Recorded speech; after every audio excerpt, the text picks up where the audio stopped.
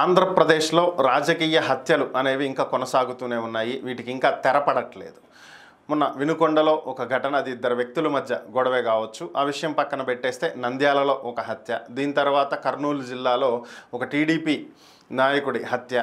మరి అది మరొక ముందే ఈరోజు కర్నూలు జిల్లా ఆదోనిలో ఇటీవలే వైఎస్ఆర్ కాంగ్రెస్ పార్టీ తరపున 2024 సార్వత్రిక ఎన్నికల్లో పనిచేసినటువంటి ఒక వ్యక్తి ఎన్నికల అనంతరం వైసీపీని వీడి ఇటీవలే బీజేపీలోకి చేరటం జరిగింది.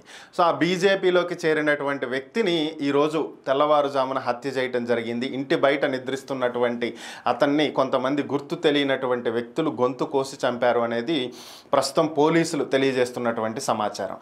ఆయన సహజంగా ఎవరితోటి గొడవలకు వెళ్ళేటువంటి మనస్తత్వం కలిగినటువంటి వ్యక్తి కాదు. అందరితోటి కలుపుగోలుగా ఉండేటువంటి వ్యక్తిని, అతనికి ఎవరు శత్రువులు లేరని, ఊరిలో కూడా అందరితో కలివిడిగా ఉండేటువంటి వ్యక్తి అని చెప్పి స్థానికులు చెప్తున్నటువంటి పరిస్థితి. మరి అందరితో అంత మంచిగా ఉండేటువంటి వ్యక్తిని హత్య చేశారు అంటే అసలు దీని వెనక ఎవరున్నారు ఏంటి అనేది పోలీసులు విచారణ చేపట్టారు.